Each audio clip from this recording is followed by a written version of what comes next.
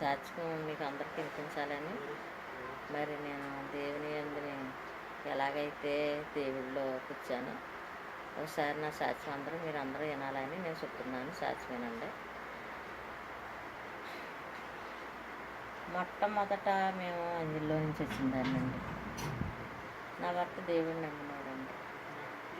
అయినప్పుడన్నా నాకు చిన్న వయసులోనే 13 సంవత్సరాల్లో పెళ్ళి అయిందండి. అయినప్పటికైనా నాకు మా పెద్ద పాప ఎమ్మటనే నాకు పుట్టిందండి. పెద్ద పాప వెనకాల 2 మగవాళ్ళు 2 ఆడవాళ్ళు చనిపోయారండి.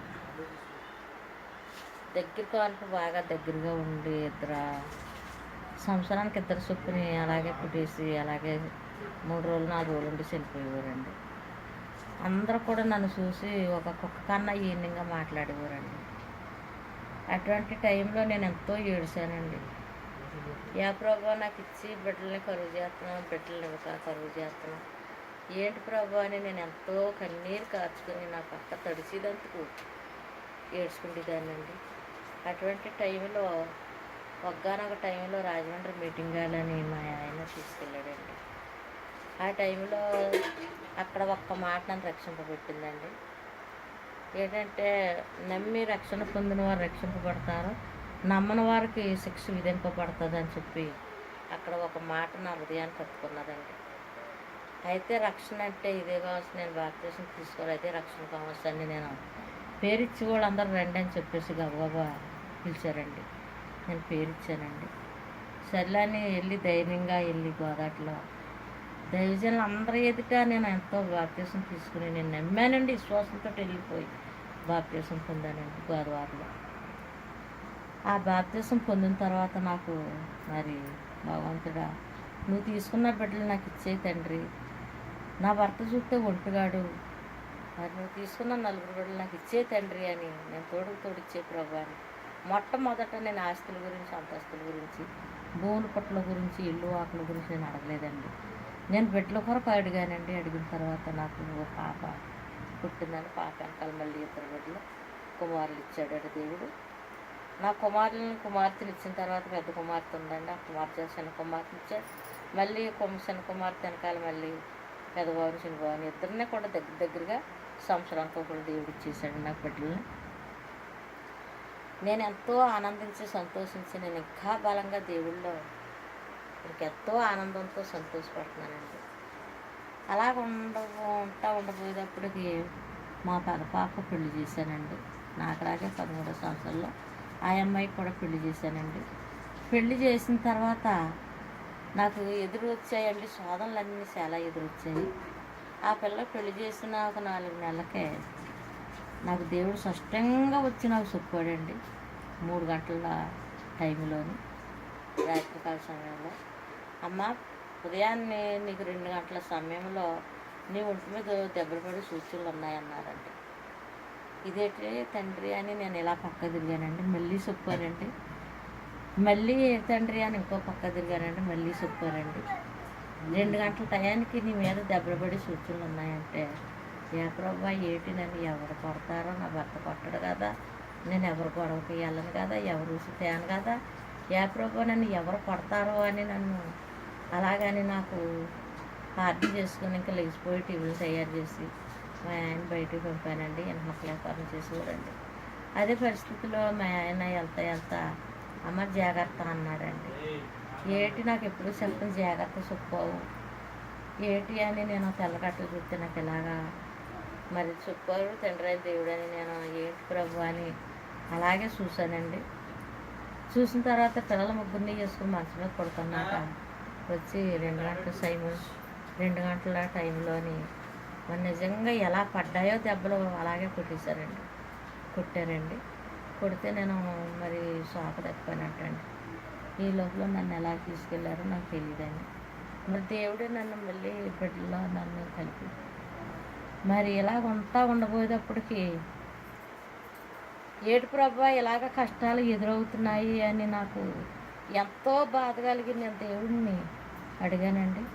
మోకాళ్ళు వేసి ప్రార్థన చేసినప్పుడు నా ఒళ్ళంతా నా తల అంతా పోట్లు చేస్తున్నాయి ఆ ప్రభా అని ఎంతో ఏడ్చుకుని దేవుడిని అడిగినప్పుడు స్పష్టంగా వచ్చి నన్ను తల మించిలాగా దువ్వారండి. తగ్గిపోతాయి మీకు బాధపడదాన్ని. అప్పుడు నా తండ్రి దేవుడు కొట్టిన దెబ్బలన్నీ తలపించి అలాగే చెయ్యేసి కట్టుకున్నాడు. దెబ్బ తగ్గాయండి. పాప పురుడు వేసానండి. ఆ పెద్ద పాప పురుడు వేసానండి. పురుడు వేసి ఆ బిడ్డకి నెల అయిందండి. నెలలో తాడమయ్యానండి. ఆ తాడం 12 సంవత్సరాలు మళ్ళీ మా మనవరాలు అయ్యే వరకు కూడా తాడాల కింద అయిపోయానండి. అప్పుడు నేను ఉంటే మాట్లాడిందాన్ని. హాస్పిటల్కి వెళ్తానంటే డబ్బు లేదు. బిడ్డలు చూస్తాను.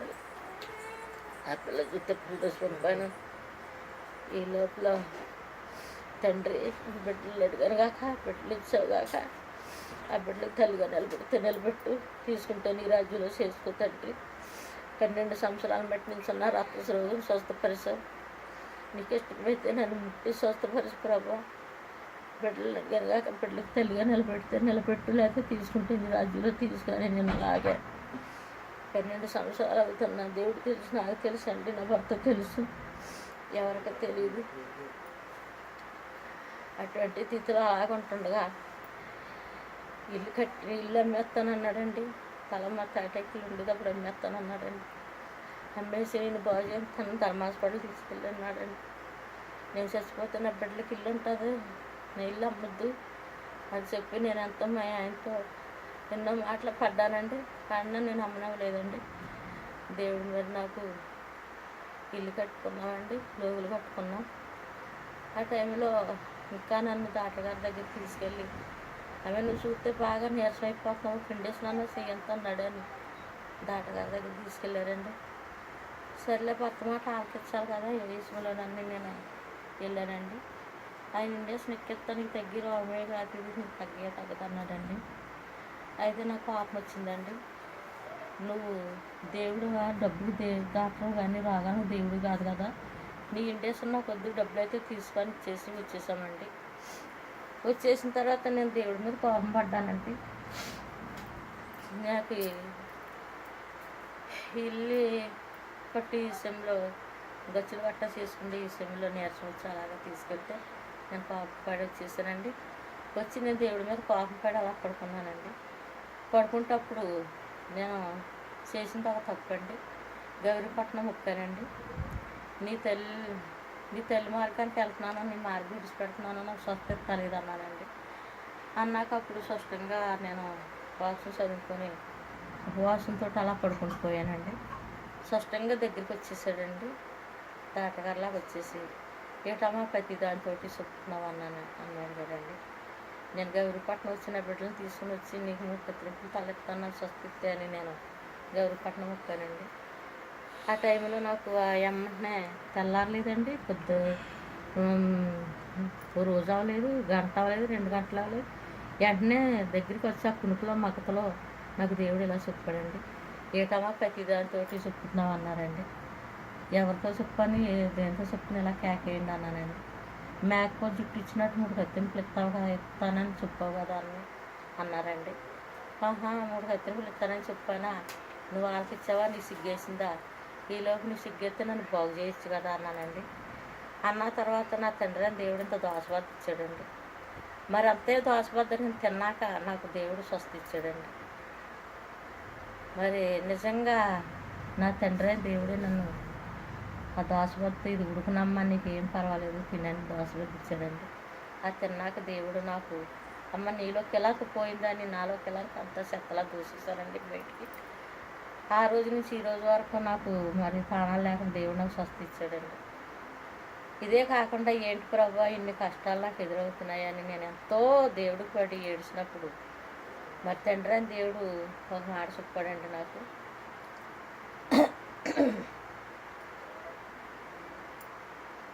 ఇంకా చాలా సాక్షి ఉంది కానండి, సాక్షికి మాట్లాడండి. ఈ మాటలు మాత్రం జాగ్రత్తగా మీరు అందరూ ఆలకించండి. ఏడు ప్రభా ఇంతలాగా ఎన్ని కష్టాలు ఎదురవుతున్నాయని నేను ఎంతో బాధపడి ఏడిచి అలాగా ఉపవాసాలు గడిపి నేను దేవుడిని అడిగినప్పుడు నాకు ఒక ఆయన గొట్టు మీద నిల్చున్నారండి. గొట్టు మీద నిల్చుని ఒక ఆయన కింద తాడి చెట్టుకి కమ్మలు కోస్తున్నారండి. ఆ కమ్మలు కోసేటప్పుడు ఆ కమ్మలన్నీ ఇలాగ నరికారండి. కోసేసి పక్కన ఆడేశారండి. పక్కన ఆడేసినవి అన్నీ నరికారండి. నరికినవి అన్నీ జబట్లు లాగారండి. జబట్లు లాగిన కమ్మలన్నీ కూడా మోపు కట్టారండి. ఆ లాగిన కమ్మలన్నీ కూడా రాయి మీద ఎట్టి కుట్టారండి. నలగొట్టారు. నలగొట్టిన కమ్మలన్నీ కూడా నార దూశారండి. ఆ దూసిన నారంతా కూడా ఎండేశారండి.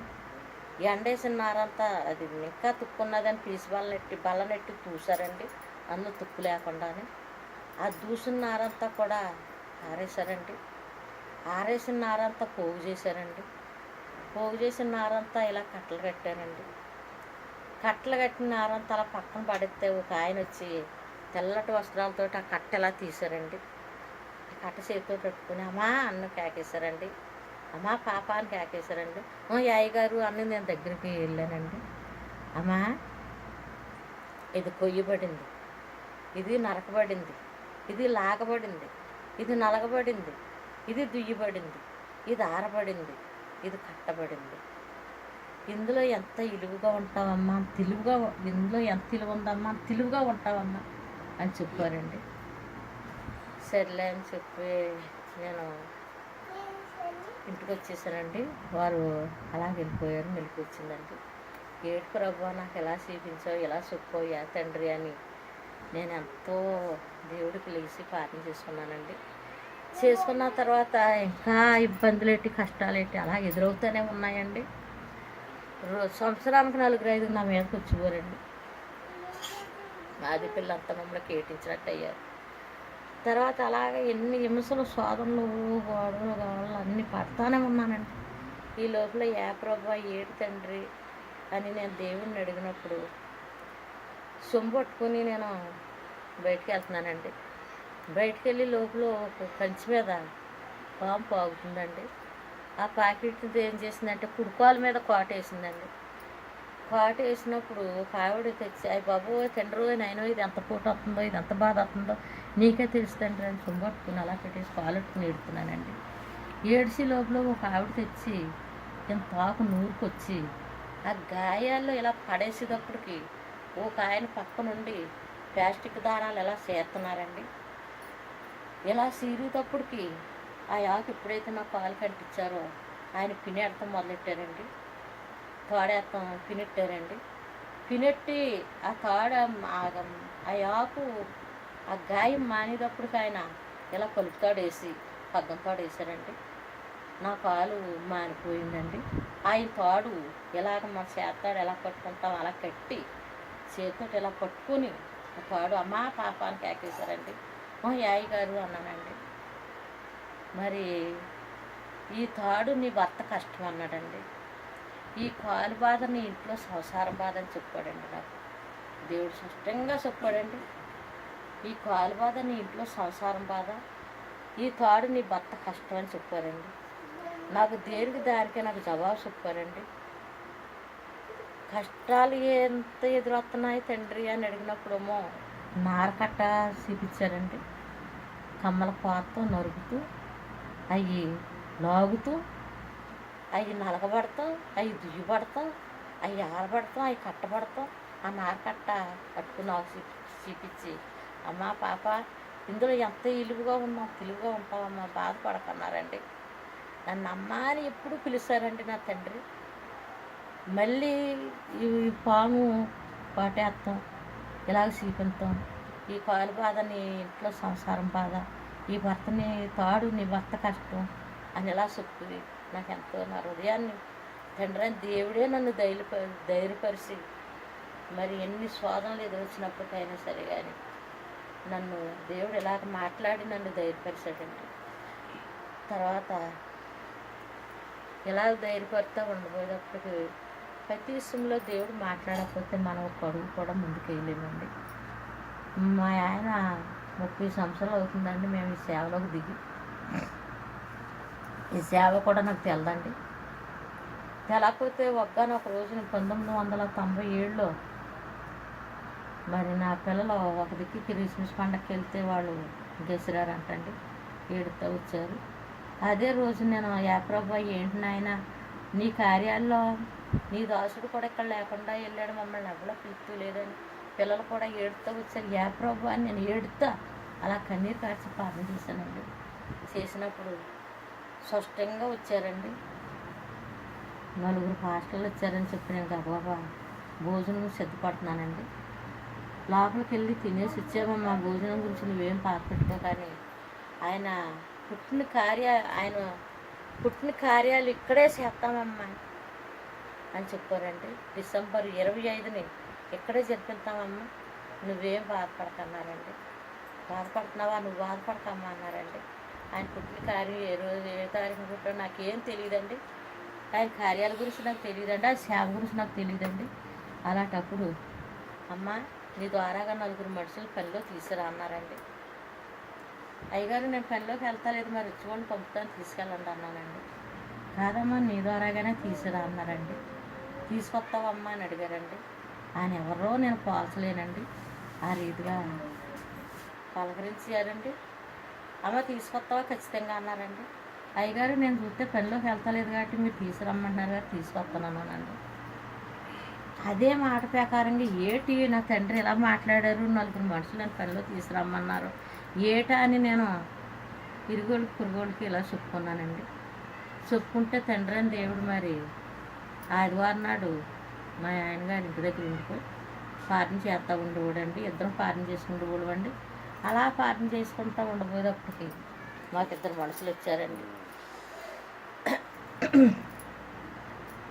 2 జాతకే ఇంకొక 2 అలా వచ్చారండి, 4 వచ్చారండి. సర్లే అని చెప్పి అలా ప్రార్థన చేసుకుంటూ ఉండేవాళ్ళమండి. ఏదో దేవుడి దయ వల్ల మరి 4 అలా పోయి 40 మందికి అలాగా దేవుడు ఇచ్చాడండి. ఈ సంఘం ఎలా జరుగుతూనే ఉన్నదండి. దేవుడి కృపను బట్టి మరి అలాగ ప్రార్థన జరుగుతూనే ఉన్నాయి. మరి ఆయన పుట్టిన కార్యాలు గురించి మేము వేరెట్టి పిలిచి ఖచ్చితంగా చెప్పాడండి. మరి ఎలా జరుగుతాయా అనుకున్నామండి. 1997 ఆయన కోని రీతిగా అదే తారీఖుని మరి ఇప్పటికి ఎన్ని సంవత్సరాలు అవుతుందో అన్ని సంవత్సరాలు కానిచ్చి ఆ కార్యాలు ఆయన అలా జరిపించుకుంటూనే ఉన్నారండి. కానీ నా కష్టాలు ఎన్నో వచ్చాయండి, ఎదురొచ్చాయండి. నా సినిమా విషయంలో, నా కుమార్తె విషయంలో, ఇంకా చాలా విషయంలో నాకు బలహీనతలోని చాలా శోధనలు ఇలా నలిగిపోతూనే ఉన్నామండి. కానీ ఆయన కార్యాలు మాత్రం మానతలేదండి. ఇంకా చాలా ఉన్నాయండి మరి చెప్పాలంటే.